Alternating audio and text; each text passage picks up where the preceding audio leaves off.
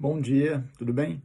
Vamos lá seguir nosso conteúdo, seguindo com as nossas aulas aqui. Hoje a gente vai ver sobre a aula 19, que é a absorção vegetal, que vai tratar basicamente sobre como os vegetais adquirem as suas substâncias que são necessárias para que eles se mantenham vivos, tá legal? Então vamos lá. De uma forma geral, o vegetal, como qualquer ser vivo, ele depende de alimento e água e oxigênio para ficar vivo, tá? Aí a água e o oxigênio são substâncias simples e o alimento vai ser dividido de diferentes maneiras, né? O alimento ele vai existir, por exemplo, carboidratos, vitaminas, sais minerais, lipídios, existem uma variedade de nutrientes e os vegetais precisam de todos esses, assim como qualquer outro tipo de ser vivo. O vegetal tem que ter uma dieta equilibrada também, tá? Então vamos lá. Vamos começar pela água. Como que um vegetal absorve água? A água que o vegetal obtém é absorvida exclusivamente pela raiz, tá? Se você vai regar um vegetal, tipo, você jogar água no vegetal não faz a menor diferença. Você tem que jogar água no solo, porque a partir do solo esse vegetal vai conseguir pegar a água, porque as raízes estão presentes ali. E aí é óbvio, tipo, a folha precisa de água, sim, o caule precisa de água, sim. Só que não é regando eles que eu vou fornecer água a eles. Eu jogo água no solo, a raiz pega essa água e aí a raiz vai liberar essa água para essas demais partes do corpo do vegetal através dos vasos condutores, tá? Então, a absorção de água ocorre exclusivamente pelas raízes. O vegetal não é capaz de absorver substâncias líquidas, a água mais precisamente, por outras partes do corpo, tá? E aí, como que essa água é absorvida? Essa água ela é absorvida através de osmose, do processo osmótico. Lembra a osmose? Na membrana plasmática, o meio hipotônico sempre vai perder água para o meio hipertônico.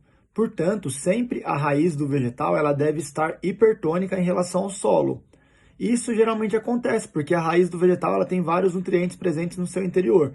E aí, como a raiz está hipertônica e o solo está hipotônico, por osmose, as membranas plasmáticas das células que compõem a raiz vão absorver água. E aí essa água, depois no interior do corpo do vegetal, vai compor a seiva bruta e vai ser distribuída pelas demais partes do corpo dessa planta, tá? Então, a absorção de água dos vegetais se dá exclusivamente por osmose. E aí, se o vegetal tiver num solo, por exemplo, muito concentrado, um solo hipersalino, que tem muito sal, se isso acontece, a osmose acaba sendo contrária. Então, tipo, em vez de o vegetal absorver água, como esse solo é hipersalino e é hipertônico, aí no caso o vegetal é que será hipotônico, o vegetal perderia a água e ele se desidrataria. Tá legal? Então, o vegetal sempre tem que estar num solo que seja hipotônico em relação ao seu corpo, porque aí dessa maneira as células das raízes irão absorver água por osmose, tá? Então, a absorção de água do corpo dos vegetais ocorre por osmose, sempre, ok? Agora, vamos lá, o oxigênio. Como que o oxigênio é absorvido?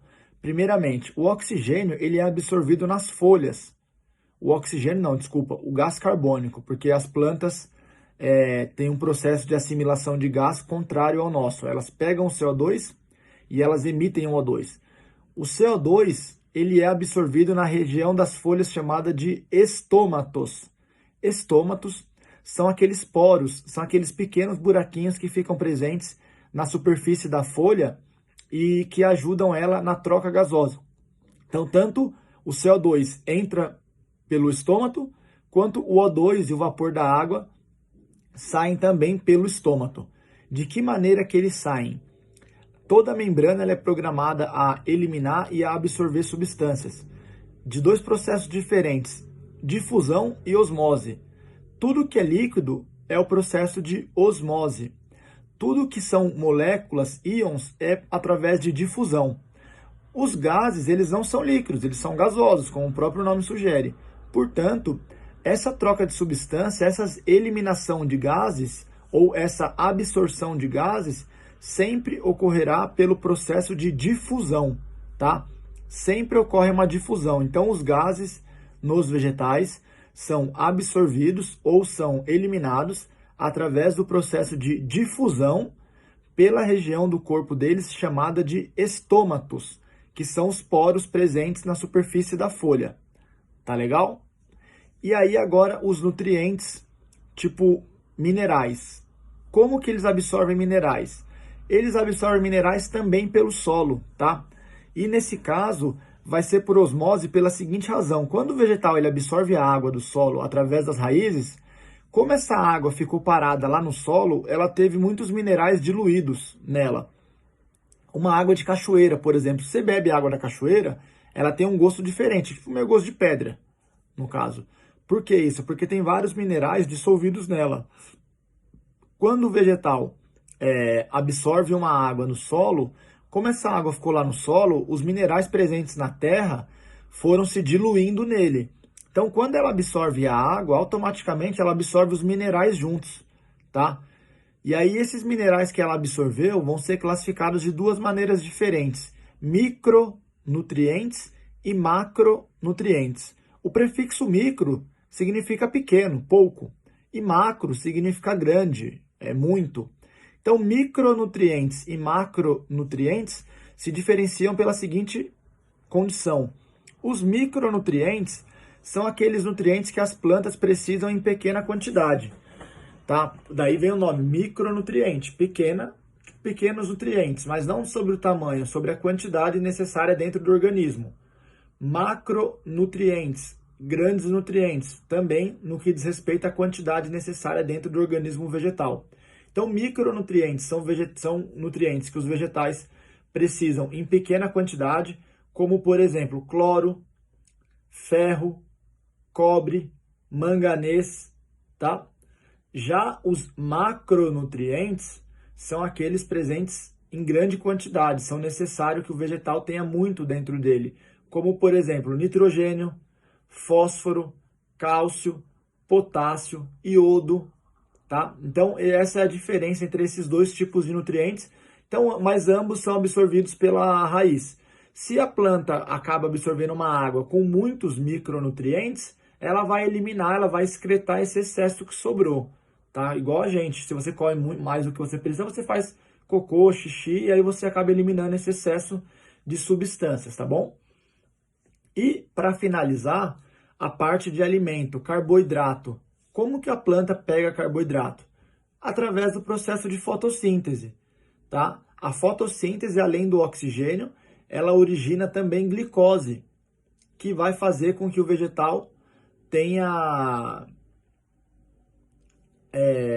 carboidrato, que é basicamente a fonte de energia, para que o seu metabolismo funcione, tá ok? Então, as plantas precisam basicamente de água, que absorvem pela raiz através de osmose, de oxigênio e gás carbônico, gases, que absorve pelos estômatos através de difusão, e os nutrientes, ela vai obter os minerais pelo solo e o carboidrato através do processo de fotossíntese, porque a fotossíntese gera, além do oxigênio, glicose, que é um exemplo de carboidrato. E a partir daí ela tem alimento tem energia para fazer o seu metabolismo funcionar e vai proporcionar energia, carboidrato para os demais seres vivos, porque lembra, as plantas são a base da cadeia alimentar, tá bom? Então, por hoje é isso, era uma aula mais curta, mais fácil. A gente acabou essa parte de vegetal a princípio. Semana que vem a gente continua, tá? Segunda-feira que vem posto um novo material para vocês, aí publico um novo material. Como hoje é a última aula, ou hoje à noite ou amanhã eu vou estar publicando para vocês a correção dos exercícios, para vocês terem noção se vocês acertaram ou não, tá bom? A gente vai fazer sempre nesse padrão. Todas as quarta de noite ou quinta-feira, enfim, após a última aula, eu vou estar publicando para vocês a correção, para vocês terem noção aí se vocês estão mandando bem ou não nos exercícios. Mas pelo que eu vejo que a galera vai me mandando, aí vocês estão indo bem sim, tá bom?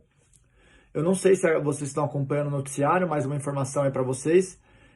Nos Estados Unidos, hoje foi decretado o fim da quarentena. Ontem à noite foi decretado e hoje eles vão poder voltar tudo ao normal. Lá demorou exatamente 15 dias. Em 15 dias a galera ficou todo mundo em casa, fechado, ninguém saindo, só mercado e farmácia aberto, indo poucas pessoas por vez, né, na farmácia, usando máscara, álcool em gel, ninguém se visitando. E aí, dessa maneira, eles conseguiram erradicar o vírus em 15 dias. Parece que tem 1% da população contaminada atualmente, e eles acreditam que esse número vai chegar a zero muito em breve. Então, lá foram 15 dias. Aqui no Brasil, a nossa quarentena oficial começou ontem, terça-feira. Então, se a população colaborar, seguir essas normas aí de ficar em casa, parar tudo, não ficar saindo, não ficar visitando, se encontrando, enfim, é possível que a gente consiga também em 15, 20 dias regularizar essa situação e voltar ao normal. Vamos torcer para que isso ocorra aí, tá bom? Então, eu gostaria que vocês fizessem, por favor, os exercícios da página 16, que é relacionada a essa aula 19 de hoje. E, conforme eu falei, eu mando a correção para vocês aí em breve, tá bom? Bom resto de semana para vocês aí. Fiquem na paz. Bom fim de semana. Beijão.